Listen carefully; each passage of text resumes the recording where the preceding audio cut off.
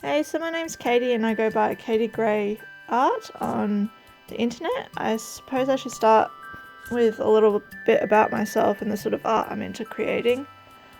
I love exploring hidden worlds, both imagined and through perspective shifts from reality when creating. I'm super into illustrating, stop motion, and animation in general. Illustration and 2D animation at the moment are my go-to, as it's most easily accessible, as you don't need a lot of space to create, and honestly I just have a lot of fun drawing. But there's a very special place in my heart for building sets, puppets, and animating stop motion scenes, or even just photographing the scene. I love world building and deep diving into my imagination to mix and match reality and absurdity to bring about a sort of eerie, whimsical feeling. Nostalgia and childlike wonder are a huge part of my practice, as is trying new things. I'm at my most content when I'm learning and tinkering away at things, which often leads to the generation of new ideas. And when I'm snacking on the couch with my little family. Things I'm into outside of my art but kind of play a part in how my taste in art formed are video games, anime, children's books, graphic novels, manga, and just reading in general. I'm also obsessed with animals. At the moment, my top obsessions, other than my 2 cats, are guinea pigs, goldfish, horses, pigeons, frogs, and beetles. Maybe worms too. Oh, and capybaras, because they're essentially giant guinea pigs. I'm currently playing Hollow Knight, reading Ombi, The Diary of a Yokai Ghost Hunter, and rewatching Fullmetal Alchemist. I've decided to record my process because 1, I think it'd be fun to look back on, and 2, seeing other people's process always gives me motivation to create. So I'm hoping to do the same for others. Also, it's always fun to have a creative buddy, and in these strange times, company is even more appreciated, I think, even if it can only be virtually. But yeah, I'm just working on this sort of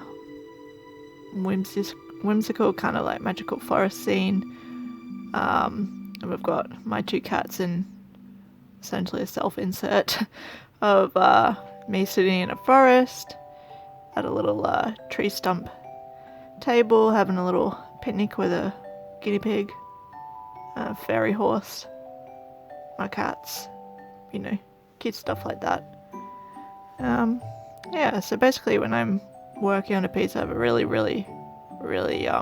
rough sketch idea first, and then I fix that up a bit in another rough pass, and then I start on the line work and clean it all up, make sure it looks semi-decent before moving on to colouring.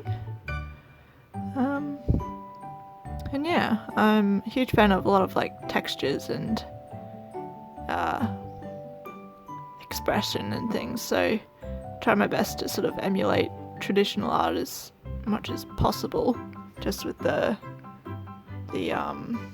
accessibility of digital art, I guess. And it's good to be able to just when I work up the motivation, I can just sit down and pump it up. There's no resistance, because there's no setting up time or it's just there. You can just go for it.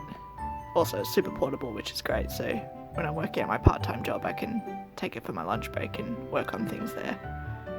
Yeah.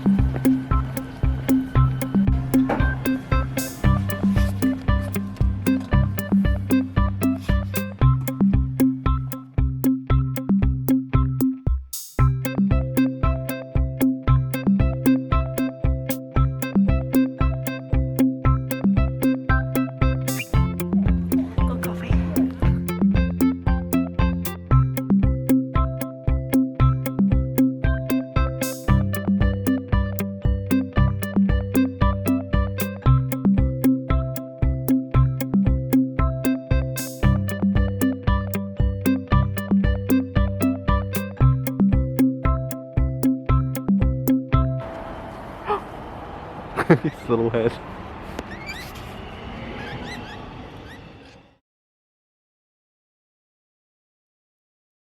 So we're up to colouring, which is probably the most exciting part, but also the hardest part. Yeah, I don't know, I think like a lot of people, colours really tricky. I'm not very good at planning with it when it comes to colour. It's a lot of trial and error, essentially just seeing if it looks right, redoing it if it's not. Yeah, you'll see in the time lapse there's just a lot of hodgepodge of fiddling around with things, which is probably why digital art has made me progress so much as an artist, because when you're working traditionally you can't really trial and error is a lot more difficult in terms of like colour, because once you've put something down it's a lot more difficult to just try something else on top of what you've just done. But yeah, so with the colours that I've chosen for this piece, I'm using a lot of my favourite colours, so like this yellowy greens and bright sort of like festive colours, yeah.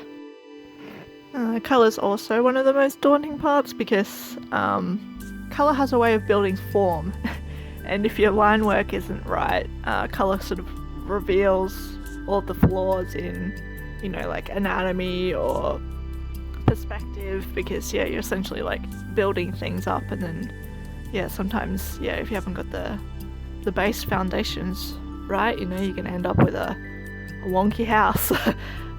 So yeah, sometimes you realise that you've made a lot of mistakes in your initial sketch, so sometimes you have to go back. Luckily with this piece, like I realised the errors prior to, because yeah, the little character, like the human character, was like way off in sort of like anatomy, and I don't know, it was just off.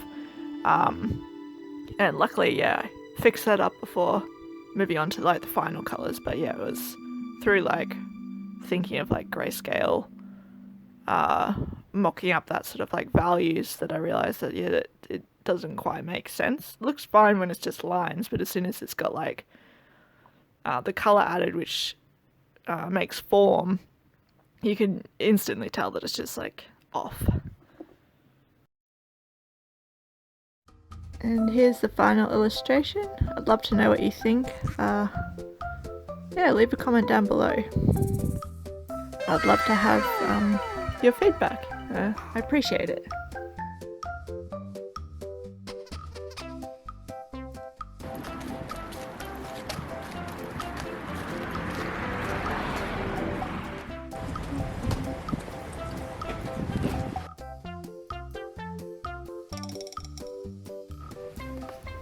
So it's another day, and I'm going to be packing a custom order that I got, a print, and also they adopted a little clay sculpture dog, Rufus, so I'll be packing that up too to send off.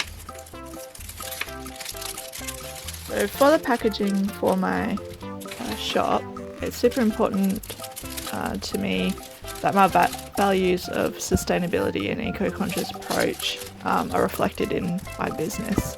So all packaging is either from recycled materials or from an FSC certified supplier. I'm always striving to improve my sustainability, and my promise as the sole business owner of Chukiru, which is my shop, is to always be learning more about how to be as eco-conscious as I can.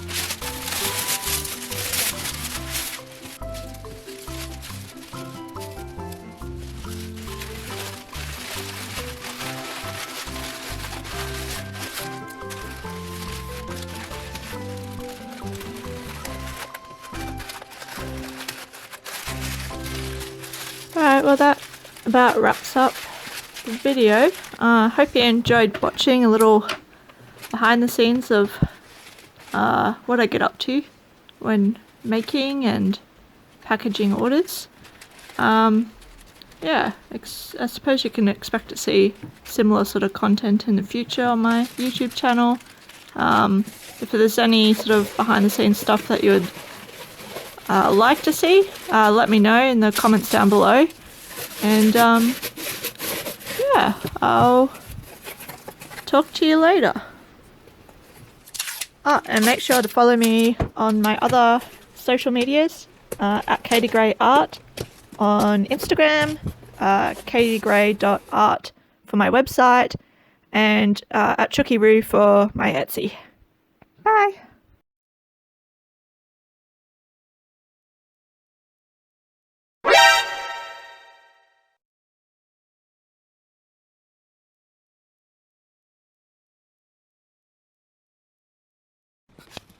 Can I help you?